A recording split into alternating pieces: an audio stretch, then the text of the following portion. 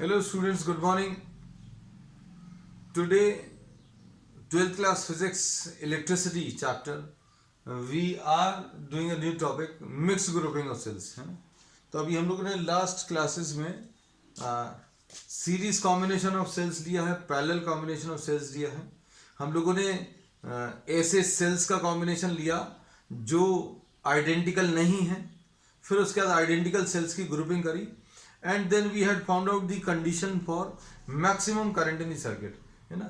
तो identical cells की grouping में अभी हम लोगों ने ये पढ़ लिया कि अगर कुछ सेल्स को आप सीरीज में कंबाइन करेंगे तो उनके इंटरनल रेजिस्टेंस सिंपली ऐड हो जाते हैं और ईएमएफ भी ऐड हो जाते हैं है ना. और अगर पैरेलल में कंबाइन करते हैं तो पैरेलल में सेल के ईएमएफ में कोई चेंज नहीं आता, सारे सेल्स मिलाकर उतना ही ईएमएफ देंगे जितना एक सेल का है. क्यों? पैरेलल कॉम्बिनेशन में ईएमएफ या पोटेंशियल डिफरेंस सेम रहता है, लेकिन इंटरनल रेजिस्टेंस कंबाइन करने का वही फार्मूला रहेगा जो अभी हम लोगों ने पैरेलल कॉम्बिनेशन ऑफ रेजिस्टेंसेस का लिया था. 1/R will be equal to 1/R1 plus 1/R2 and so on है ना. तो वो अभी हम लोग फिर से इसमें डिस्कस भी करेंगे. Suppose you are having m into n cells, there are n cells in each row and there are m rows है ना. और यहाँ पर each cell is having an EMF E and internal resistance R है ना. तो अभी हम लोग इसमें बोलेंगे कुछ ऐसा डायग्राम आएगा, ये एक सेल है, फिर एक और ये सेल है, ऐसे n सेल्स हैं और n सेल्स लेके फिर ऐसी अभी हम लोग m रोज ले रहे हैं, एक रो और बना ले रहे हैं और फिर इसके बाद अभी हम लोग लिख लेंगे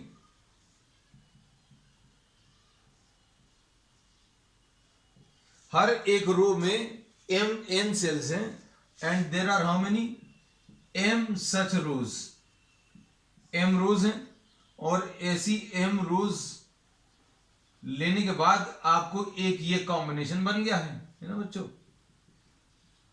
तो इसको अभी हम लोगों ने मिक्स्ड ग्रुपिंग बोला है ना. तो इसमें सीरीज में भी है, कुछ सेल्स n सेल सीरीज में है और ऐसे n सेल्स की m रोज अभी हम लोगों ने कनेक्ट कर दी एक ही पॉइंट से है ना. तो बीच में भी ऐसी रोज हैं but we are not drawing all the rows. ठीक, अब हर एक सेल का ईएमएफ E है और इंटरनल रेजिस्टेंस R है. So we are marking the EMF E and internal resistance R in only one of the rows. बाकी सारी identical हैं तो अभी हम लोग अज्यूम कर सकते हैं. So this is the diagram for mix combination of cells है ना. तो मिक्स कॉम्बिनेशन में आपको n सेल्स हैं एक ही लाइन में सीरीज में कनेक्टेड हैं और सारे एक ही डायरेक्शन में करंट दे रहे हैं. इसमें अभी हम लोग ऐसा कुछ नहीं लेंगे कि that the polarity of one of these is reverse. हाँ कर सकते हैं, न्यूमेरिकल्स में आएंगे है ना. तो अब हम लोग इसमें ये बोलेंगे एक रो में n सेल्स हैं और ऐसी m रोज लगाई हुई हैं. तो अब हम लोगों ने पिछले टॉपिक्स में जो पढ़ा है, अगर सीरीज में आपने कुछ सेल्स को कनेक्ट किया है तो ये सारे ईएमएफ जो हैं ऐड हो जाएंगे और इंटरनल रेजिस्टेंस भी ऐड हो जाएंगे. तो ये बहुत सिंपल सा है और इसको एक सिंपल इक्विवेलेंट डायग्राम में अभी हम लोग कन्वर्ट कर ले रहे हैं. भाई ये पहली रो अभी हमने बना ली, ये पहली रो में n सेल्स हैं और इन सभी के ईएमएफ को अगर आप कंबाइन करेंगे तो इक्विवेलेंट ईएमएफ NE आ जाएगा और इनका internal resistance R plus R. ये पिछले लेक्चर में अभी हम लोगों ने डिस्कस किया है that if some cells are connected in series then the equivalent EMF is equal to E1 plus E2 plus E3. Directly add हो जाता है. तो ये डायरेक्टली ऐड कर लिया E plus E plus E. ऐसे कितने टाइम्स आएगा? हम लोग लिखेंगे EMF equivalent EMF of each row will be E plus E. कितने टाइम्स? n times. तो बच्चों ये कितना आ जाएगा? NE आ जाएगा. तो यही लिखा हुआ है अभी हम लोगों ने. और उसके बाद equivalent internal resistance, equivalent internal resistance, इसको अभी हम लोग R इक्विवेलेंट बोल दें. ये कितना आ जाएगा? R plus R. ये अभी हम लोग एक रो के लिए कर रहे हैं. Equivalent internal resistance of each row, है ना। तो ये n टाइम्स आएगा तो ये nr आ जाएगा, है ना। तो ये चीज जो है अभी हम लोगों ने पिछली क्लासेस में डिस्कस कर ली है, क्या कि अगर आपने n सेल्स को कंबाइन किया तो उन सभी का ईएमएफ ऐड हो जाता है। तो अभी हम लोग ने इसको Ne लिख दिया और R ऐसे सब कंबाइन हो जाएंगे तो Nr आता है। This we have discussed in detail in previous classes. अब ये एक रो बनाई, फिर अगली रो बनाओगे तो उसमें भी बच्चों Ne आएगा और ये Nr आ जाएगा, ठीक। अब उसके बाद यहां पर क्या रहेगा, यहां पर ऐसी m रोज रहेंगी तो m रोज बना ली और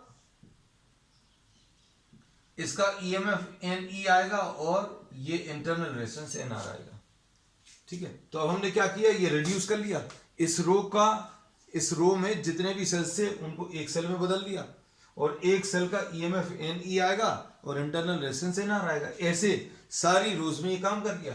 अब इसके बाद अभी हम लोग बोलेंगे ये ऐसे कुछ कनेक्टेड हैं और ये सारे मिलकर कनेक्टेड किससे, एक्सटर्नल रेजिस्टेंस से। तो अब डायग्राम जो है पहले से थोड़ा सा सिंपल आ गया, है ना। अब इसमें देखो बच्चों, आप अगर पिछले टॉपिक्स के डिस्कशन को थोड़ा सा याद करें तो अभी हम लोगों को ये मालूम है कि आपको अगर कुछ सेल्स पैरेलल में दिए हुए हैं और आपको इनका इक्विवेलेंट ईएमएफ बताना है तो इक्विवेलेंट ईएमएफ में पैरेलल कॉम्बिनेशन में कोई चेंज नहीं आता।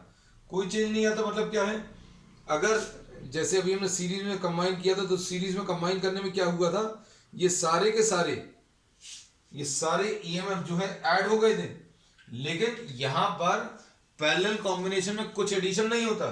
पैरेलल कॉम्बिनेशन में ईएमएफ जो है सेम बना रहता है। मतलब अगर आप इन सारे सेल्स को अगर एक सेल में कन्वर्ट करोगे तो उसका ईएमएफ भी उतना ही आएगा, सारे को मिलाकर उतना ही आएगा जितना एक का है ना। ये अभी हमने पहले बताया है, this we have discussed in detail कि भाई अगर आपको इस पूरे सर्किट को अगर एक सिंगल सेल में कन्वर्ट करना है तो इस सिंगल सेल का इक्विवेलेंट ईएमएफ Ne आएगा, लेकिन R कैसे मिलेगा, अच्छे सुनना।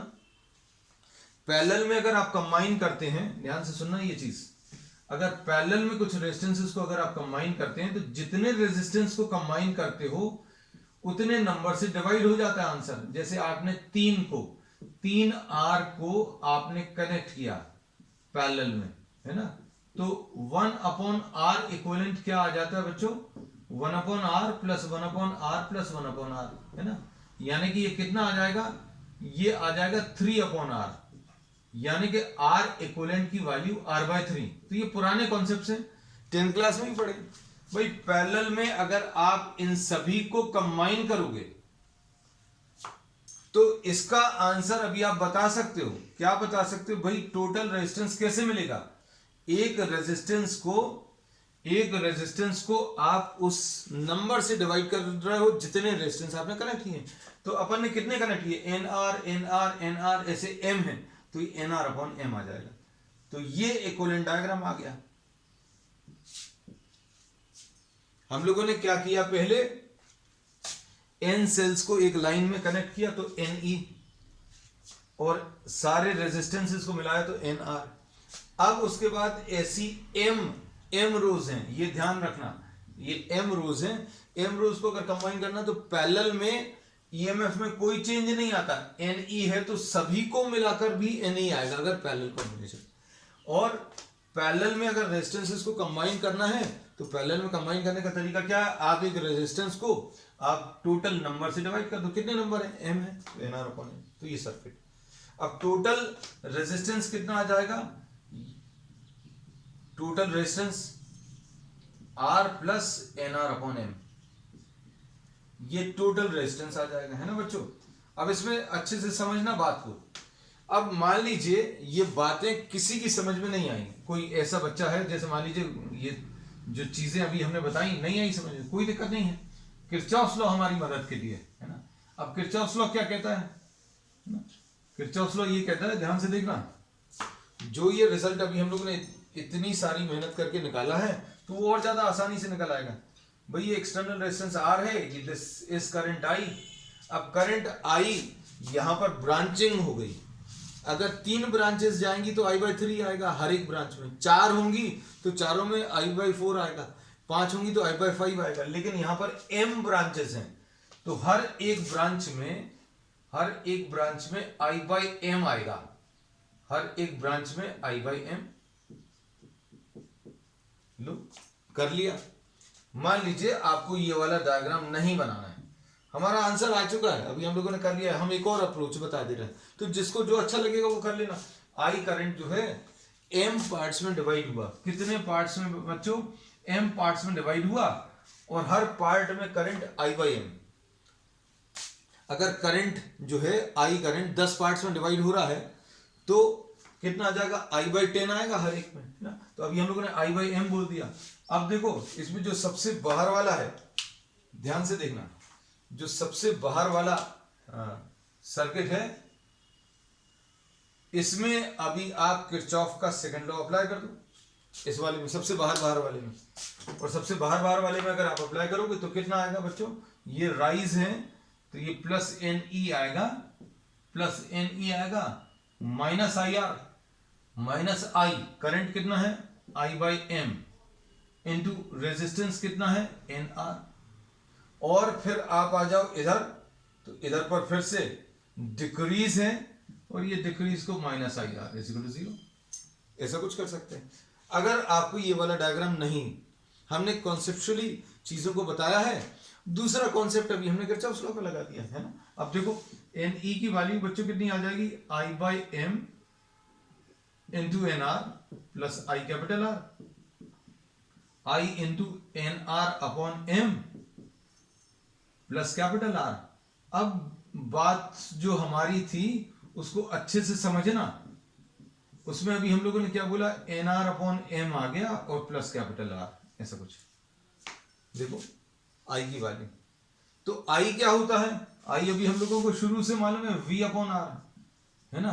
तो V ऊपर EMF आएगा, तो देखो EMF कितना है, EMF NE है, तो यही चीज अभी हम बोल रहे थे कि NE है।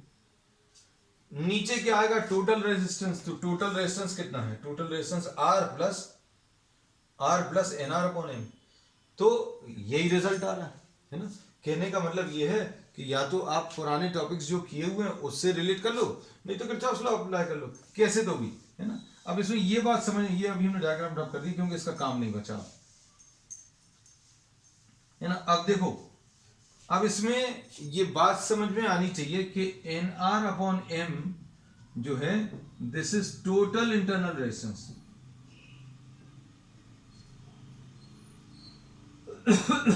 ये NR/m क्या है, टोटल इंटरनल रेजिस्टेंस, और R क्या है, R is the external resistance, है ना। अब इनको अगर आप ध्यान से देखो, if we try to find out what the condition for maximum current,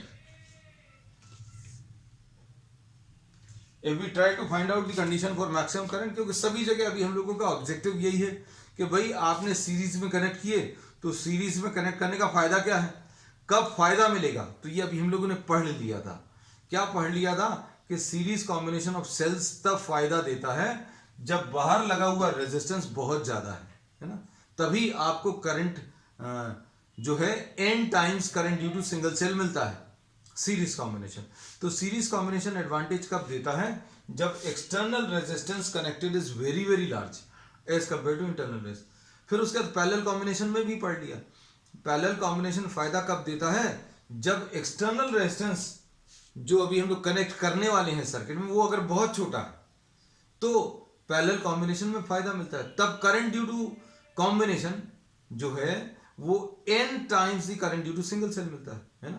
तो अभी हम लोगों का ऑब्जेक्टिव यही है कि भैया करंट ज्यादा कब मिलेगा और किस कंडीशन में मिलेगा, तो सीरीज कॉम्बिनेशन में करंट तब ज्यादा मिलता है जब एक्सटर्नल रेजिस्टेंस बहुत ज्यादा है ना। तो ये अभी हम लोग पिछली क्लासेस में डिस्कस कर चुके, अब इसमें भी यही निकालने की कोशिश करेंगे।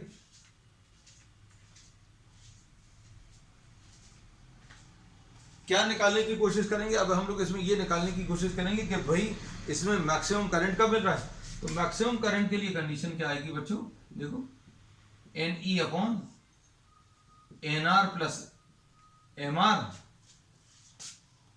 ठीक है, एलसीएम ले लिया, अपॉन एम, तो ये आ जाएगा M N E upon N R plus M R, ऐसा कुछ लिख लिया है ना। अब इसमें देखो करंट को अगर मैक्सिमाइज करना है तो मैथ्स के हिसाब से तो अभी इसमें तो कुछ समझ में नहीं आ रहा, लेकिन हाँ अभी आपको इसकी अगर मैक्सिमम वैल्यू चाहिए है तो देखो अभी हम लोग क्या कर रहे हैं, थोड़ा सा मैथमेटिकल अप्रोच है। Current will be equal to M into N into E upon root N R का whole square plus root M R का होल स्क्वायर, है ना, A square plus B square लिख लिया। अब A square plus B square क्या होता है, A square plus B square होता है बच्चों ए माइनस बी का होल स्क्वायर प्लस 2ab, है ना। तो ये फॉर्मूला अभी हम लोग अप्लाई कर रहे हैं। अब देखो क्या मिलेगा, ये एम एन ई आ जाएगा, अब नीचे क्या आएगा, रूट एम आर, सॉरी हम गलत लिख दे रहे हैं, ये root N R minus root M R का whole square, A minus B का whole square, A minus B का whole square plus 2ab, 2 root N R into root M R, ऐसा कुछ आ जाएगा, है ना। तो ये टर्म्स अभी हम लोगों ने लिख लिए, ऐसा कुछ है। अब इसमें सोचकर देखना, थोड़ा सा सोचने ही वाली बात है, बस आप थोड़ा सा इन सब चीजों को फील करोगे कि ऐसा सब क्यों कर रहे हैं, क्योंकि अगर हमें करंट को मैक्सिमम करना है तो जो डिनोमिनेटर है वो मिनिमम आना चाहिए, है ना। अगर करंट को मैक्सिमम, क्योंकि अभी हम लोगों का ऑब्जेक्टिव क्या है, करंट को मैक्सिमाइज करना। करंट अगर मैक्सिमम करना है तो अभी हम लोगों को डिनोमिनेटर वाली क्वांटिटी जो है मिनिमम आनी चाहिए। अब इसमें तो डायरेक्टली अभी हम लोग कुछ नहीं बता सकते थे कि ये भाई कब मिनिमम होगा कब मैक्सिमम होगा। डिफरेंशिएशन से भी अभी हम लोग कर सकते हैं, लेकिन अभी हम कोशिश करेंगे ऐसी अप्रोच लें जो बायो वालों को भी दिक्कत नहीं जाए, है ना। तो अभी हमने बोला कि नीचे अगर आपको करंट मैक्सिमम चाहिए तो नीचे वाला मिनिमम चाहिए, तो इसमें तो कुछ नहीं कर पाएंगे, लेकिन इसी को अगर हम ऐसा लिख दें और ऐसा लिख दें तो अब थोड़ा सा सोच सकते हैं कि डिनोमिनेटर मिनिमम चाहिए, डिनोमिनेटर अभी हमें मिनिमम चाहिए, पर अब सबसे कम वैल्यू चाहिए। अब ये तो पॉजिटिव है, पॉजिटिव सारी चीजें कैसे हैं सोच कर देखो, 2 इसमें तो कोई साइन नहीं लगा, ये प्लस साइन लगा, n एक नंबर है, नंबर ऑफ सेल्स, m भी एक नंबर ऑफ रोज है, m नंबर ऑफ रोज है, r इंटरनल रेजिस्टेंस और r capital R external resistance, तो ये कभी नेगेटिव नहीं होती, तो ये सब तो प्लस है। अब ये सब प्लस है, लेकिन ये स्क्वायर है, ये भी प्लस ही होगा। अगर किसी नंबर के ऊपर स्क्वायर लगा है मतलब ये प्लस ही आने वाला है इसका आंसर, है ना, तो ये नेगेटिव कभी नहीं होगा। अब इसमें लेकिन ये कह सकते हैं कि अंदर वाले नंबर को आप जीरो बना सकते हो, किसी स्क्वायर की या किसी पॉजिटिव नंबर की सबसे छोटी वैल्यू, पॉजिटिव नंबर की सबसे छोटी वैल्यू क्या पॉसिबल है, 0। तो आपको अगर इसको सबसे कम करना है तो इसको तो कुछ नहीं कर सकते, लेकिन इसको चेंज कर सकते हो। इसको कैसा चेंज कर सकते हो भाई, आप इसको कुछ ऐसी वैल्यूज दो कि ये पूरा 0 बन जाए। अगर ये 0 बन जाएगा तो ये जो ऐड हो रहा था वो खत्म हो जाएगा, जो ऐड हो रहा था वो खत्म हो जाएगा, मतलब ये नीचे वाला जो डिनोमिनेटर है वो कम हो जाएगा, है ना। सो व्हाट वी से इन दिस केस, कहां पर लिखते हैं, इसको यहां पर लिख दे रहे हैं। अब इसमें अभी हम लोग बोलेंगे मैक्सिमम करंट के लिए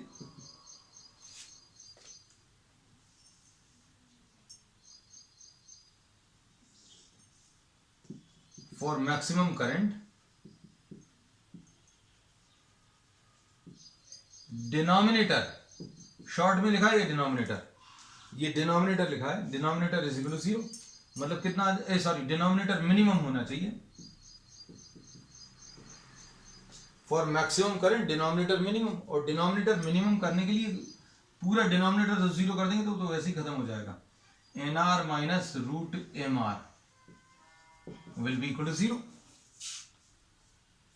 इसको 0 कर दिया, इसको अगर 0 कर दिया मतलब कितना आ जाएगा बच्चों, N R will be equal to M R आ जाएगा, रूट में स्क्वायर कर दें तो क्या आ जाएगा, N R is equal to M R. और इसको सॉल्व करने पर क्या मिलेगा, देखो हम इसको रब कर दे रहे क्योंकि ये भी हो चुका अपना, है ना। अब इसके बाद अभी हम यहां पर लिख दे रहे हैं, तो N R upon M will be equal to R. अब देख लो कंडीशन क्या है मैक्सिमम करंट की। मैक्सिमम करंट की कंडीशन क्या मिली है, for maximum current in the circuit, फॉर मैक्सिमम करंट in the circuit, total internal resistance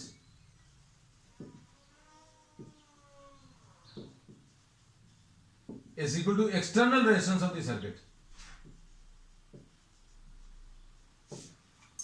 तो अब ये कंडीशन फॉर मैक्सिमम करंट आ गया है ना, ठीक है, नोट कर लो जल्दी से।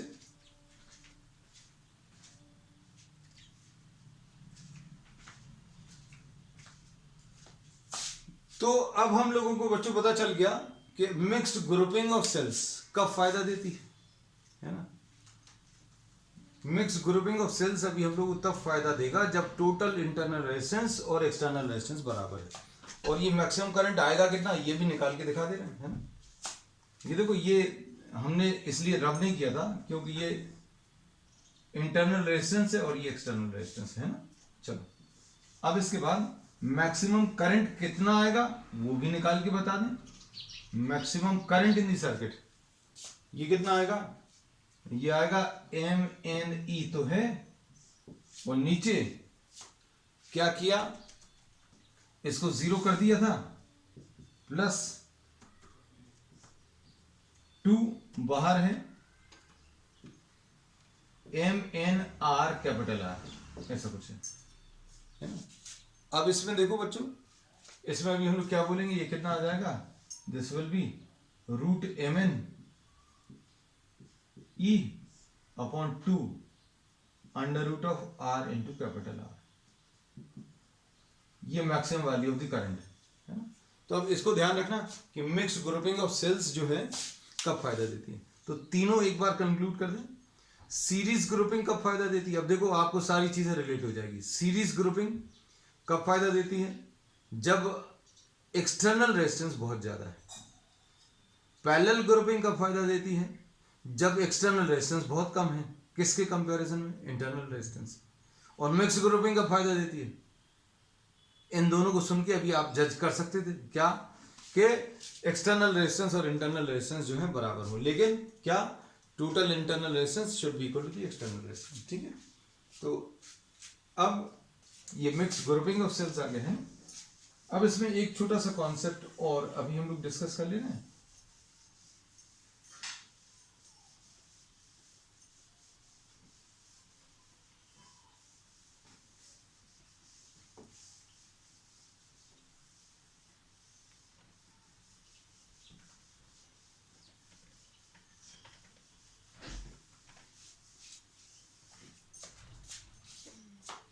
अब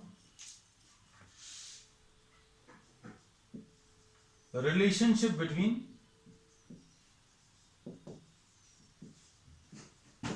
potential difference and EMF, relationship between potential difference and EMF. अभी हम लोगों को अभी तक यही लगता है सभी जगह पर कि ईएमएफ जो है पोटेंशियल डिफरेंस जैसा ही टर्म है, तो बिल्कुल सही बात है, बिल्कुल वैसे ही है। तो भाई एग्जैक्ट रिलेशनशिप है क्या उसके बीच में, वो अब हम लोग इसमें डिस्कस करेंगे, है ना। और कब कौन सा टर्म यूज होगा ये बहुत अच्छे से इस टॉपिक के बाद क्लियर हो जाएगा, है ना। अब देखना अच्छे से, हमने relationship between terminal potential difference ऐसा लिखा है। अब इसमें सपोज ये एक सेल है जिसका इंटरनल रेजिस्टेंस आर है और इसका ये एक्सटर्नल रेजिस्टेंस जो है कैपिटल आर है, इंटरनल रेजिस्टेंस स्मॉल आर, और ये ई है, ईएमएफ। अब इसमें this will be sending out current in this direction, ऐसा कुछ करंट आ जाएगा, ठीक। अब हम लोग ये कहते हैं कि ये अलग से कुछ रेजिस्टेंस नहीं लगा, अगर ये सेल है, अगर ये सेल है तो इसके अंदर का जो मटेरियल है, बैटरी का जो मटेरियल है, उसके थ्रू चार्जेस का फ्लो एकदम इजी नहीं होगा, कुछ रेजिस्टेंस ऑफर करेगा। तो वो रेजिस्टेंस को अभी हमने आर से रिप्रेजेंट किया। मतलब अगर हम चाहें तो इसको कह सकते हैं, ये पूरा सेल का डायग्राम है, ये जो ब्लू कलर के अंदर है, ये पूरा जो है ये सेल ही है ना। और इसके ये दो टर्मिनल्स हैं, ये एक टर्मिनल ए है और ये एक टर्मिनल बी है ना। अब हम लोग एक काम कर रहे हैं सिर्फ समझने के लिए,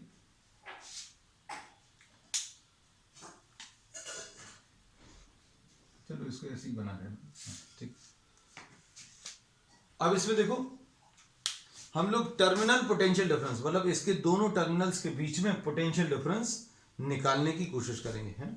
तो अब हम लोग इसमें ये कहते हैं कि आप सबसे पहले तो पूरे सर्किट में किरचॉफ्स लॉ अप्लाई करो। किरचॉफ्स लॉ अगर आप अप्लाई करोगे तो कैसा आएगा बच्चों, ये लोअर पोटेंशियल है, ये हायर पोटेंशियल है, ठीक है। क्यों? क्योंकि नेगेटिव टर्मिनल लोअर पोटेंशियल होता है और पॉजिटिव हायर। ये इसमें करंट ऐसा फ्लो कर रहा है तो रेजिस्टेंस में करंट का फ्लो हायर से लोअर की तरफ होता है, करंट का फ्लो हायर से लोअर की तरफ। मार्क कर लिया। किरचॉफ्स लॉ अप्लाई करो, ये लोअर से हायर, लोअर से हायर मतलब राइज, मतलब प्लस ई। बच्चों साइन कन्वेंशन की अच्छे से प्रैक्टिस कर लेना, क्योंकि बार बार ये चीज लिखना पॉसिबल नहीं होगा और आपको लिखना भी नहीं है ना, वो तो सिर्फ आपको प्रैक्टिस के लिए ऐसा बताया गया। अब ये इसमें रेजिस्टेंस में अगर आप देखो तो हायर पोटेंशियल से लोअर पोटेंशियल मतलब डिक्रीज, डिक्रीज मतलब आई आर, और यहां पर अगर आप देखो तो हायर से लोअर मतलब डिक्रीज मतलब आई कैपिटल आर। और अगर आप थोड़ा सा अच्छे से ध्यान दो तो अभी हम लोग ये कह सकते हैं कि आई की वैल्यू, ये तो अभी आप डायरेक्टली लिख सकते थे, E is equal to what, I into R plus capital R. क्या ये रिलेशन डायरेक्टली लिख सकते थे? यस, ये रिलेशन अभी हम लोग डायरेक्टली लिख सकते हैं, इसमें कोई समस्या नहीं है। ई ईएमएफ है और total resistance of the circuit R plus capital R है ना। अच्छे सुनना बेटा, सारी चीजें क्यों क्लियर हो जाएंगी। अब इसमें अभी हम लोग बोल रहे हैं कुछ करंट फ्लो कर रहा है। अब इसके दोनों टर्मिनल्स के बीच में पोटेंशियल डिफरेंस अब हम लोग निकालेंगे। Terminal potential difference is वीए minus terminal potential difference.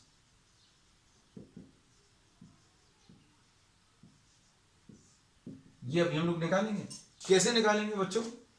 किसी, अगर आपको अब ये एक नई चीज बता रहे हैं, किसी सर्किट में आपको दो पॉइंट्स के बीच में पोटेंशियल डिफरेंस अगर निकालना तो आप एक पॉइंट से चलना शुरू करो, दूसरे पॉइंट तक पहुंच जाओ, रास्ते में जो भी सर्किट एलिमेंट्स मिलेंगे उसमें पोटेंशियल डिफरेंस लिख लो और फिर अगले पॉइंट का पोटेंशियल लिख दो, जिस पॉइंट पर तक आप जा रहे हो। तो दोनों के बीच में पोटेंशियल डिफरेंस निकाला जा सकता है। कैसे? अब देखो, आपको ए से बी तक जाना है, या तो ये रास्ता फॉलो कर सकते हो या ये, आंसर सेम आएगा परफेक्टली, है ना। अब इसमें अभी हम लोग ये कहते हैं, सपोज ए से स्टार्ट किया, ए से स्टार्ट किया, इसका पोटेंशियल वी ए लिख लिया, ठीक है। अब इसके बाद क्या है?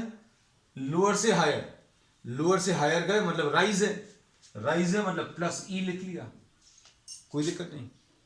अब इसके बाद रेजिस्टेंस में अभी हम लोग कैसा गए हैं? रेजिस्टेंस में करंट का फ्लो ऐसा ही है। करंट का फ्लो अगर ऐसा है मतलब करंट जो है हायर से लोअर फ्लो करता है, हायर से लोअर अगर फ्लो कर रहा है तो डिक्रीज, डिक्रीज मतलब I capital I small are.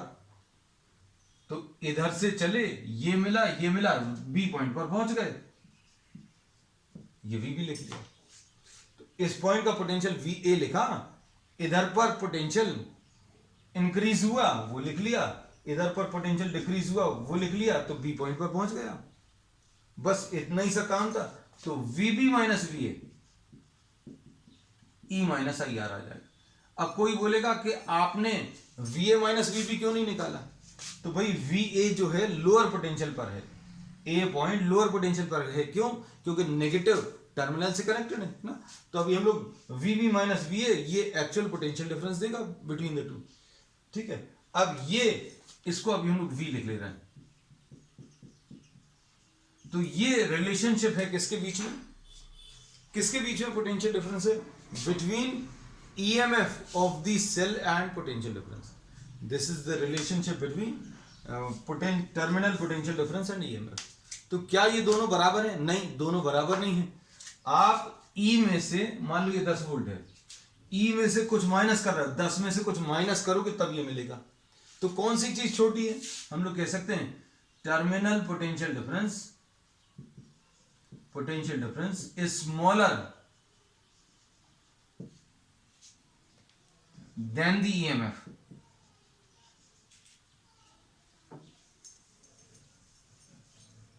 if the cell if current is drawn from the cell current is drawn from the cell मतलब उसमें से करंट ले रहे हैं, अभी अगर इस्तेमाल कर रहे हैं, है ना। if current is drawn from the cell, और इसको अभी हम लोग ऐसा भी बोलते हैं डिस्चार्जिंग बैटरी। ये पिछले टॉपिक्स में बताया था अभी हमने। डिस्चार्जिंग बैटरी का मतलब क्या है? अगर करंट पॉजिटिव टर्मिनल से बाहर निकल रहा है तो डिस्चार्जिंग बैटरी कहलाती है। तो अगर बैटरी को अभी हम लोग यूज कर रहे हैं, अगर यूज कर रहे हैं तो V की वैल्यू कम आएगी, टर्मिनल पोटेंशियल डिफरेंस कम रहेगा। और अगर आप यूज करना बंद कर दो, if no current is drawn,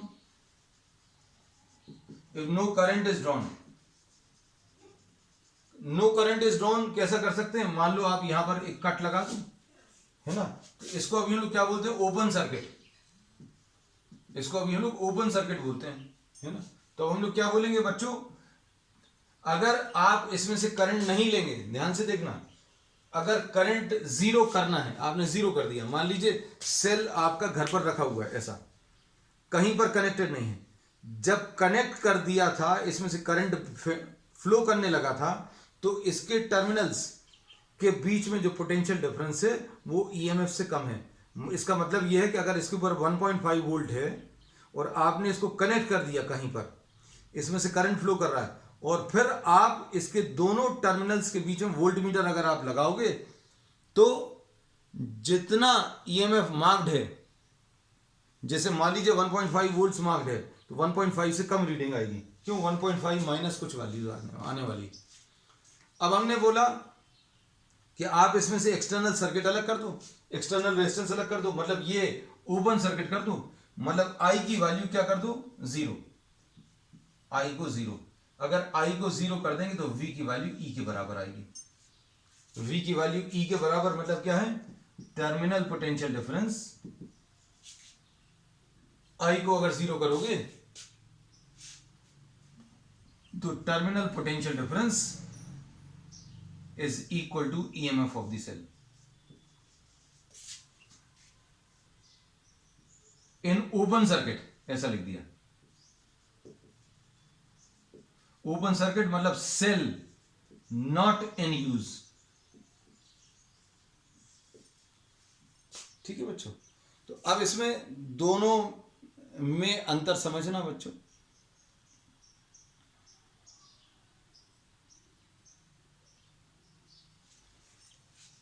अब देखो, इसमें अभी हमने ये बोला कि ये सपोज 1.5 वोल्ट का सेल है, 1.5 वोल्ट के ये दो टर्मिनल्स हैं, और इन दोनों टर्मिनल्स के बीच में अगर आप एक वोल्ट मीटर लगाओ तो 1.5 वोल्ट ही पड़ेगा।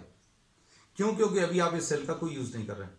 लेकिन अब इस सेल को अगर आपने किसी सर्किट में कनेक्ट कर दिया और फिर इसके दोनों टर्मिनल्स के बीच में आप वोल्ट मीटर लगाओ, वोल्ट मीटर क्या है? वो इसके बीच में पोटेंशियल डिफरेंस मेजर कर लेगा, है ना। तो अभी हमने क्या किया? इस सेल के दोनों टर्मिनल्स को सर्किट से कनेक्ट किया और ये सेल ने करंट देना शुरू कर दिया, और फिर इसके दोनों टर्मिनल्स के बीच में आपने वोल्ट मीटर लगाया तो 1.5 वोल्ट से कम आएगी रीडिंग।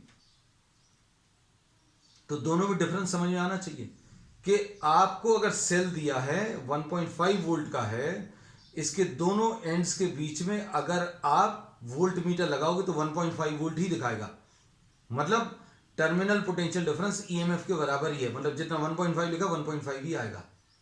लेकिन अगर आपने इसमें से करंट ड्रॉ करना शुरू कर दिया, इसको किसी सर्किट से कनेक्ट कर दिया, फिर इसके दोनों टर्मिनल्स में आपने पोटेंशियल डिफरेंस वोल्ट मीटर की मदद से मेजर किया तो वो कम आएगा। तो यही लिखा है, terminal potential difference is smaller than EMF if current is drawn from the cell. अगर करंट लेना शुरू कर दिया तो पोटेंशियल डिफरेंस 1.5 से कम दिखाएगा, 1.5 एग्जाम्पल के लिए बोला है। और अगर आपने करंट नहीं ड्रॉ किया, आई की वैल्यू 0, तो टर्मिनल पोटेंशियल डिफरेंस जो है ईएमएफ ऑफ द सेल के बराबर आएगा। सेल को अगर आप यूज नहीं कर रहे हो, वोल्टमीटर लगाओगे तो 1.5 ही दिखाएगा in open circuit when the cell is not in use. ठीक है, तो अभी हम लोगों ने क्या रिलेशनशिप पता चला कि पोटेंशियल डिफरेंस जो है ईएमएफ के बराबर होता है। कब होता है, मतलब 1.5 लिखा तो 1.5 ही होगा। कब होगा पोटेंशियल डिफरेंस 1.5? कब होगा, जब सेल को यूज नहीं कर रहे हैं। सेल को अगर यूज करने लगोगे फिर मेजर करोगे तो वो कम आएगा। अब हमने ये पता चल गया कि टर्मिनल पोटेंशियल डिफरेंस कम होता है, बराबर भी होता है, किसी किसी केस में ज्यादा भी हो जाता है। अगर ये 1.5 वोल्ट की बैटरी है और इसके दोनों टर्मिनल्स के बीच में वोल्टमीटर मेजर लगाया और ये 1.6 रीडिंग दे दे, ऐसा पॉसिबल है क्या? यस, ऐसा पॉसिबल है जब हम इसको चार्ज कर रहे हैं। तो चार्जिंग बैटरी के लिए, तो अब ये अगला पॉइंट जो है वो डिटेल में अभी हम एक प्रॉब्लम की मदद से डिस्कस करेंगे नेक्स्ट टर्म पे।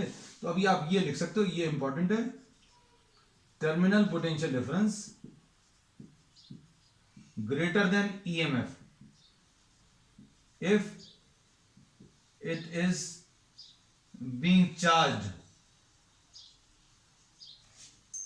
चार्ज कर रहे हैं किसी बैटरी को, कब पता चलता है?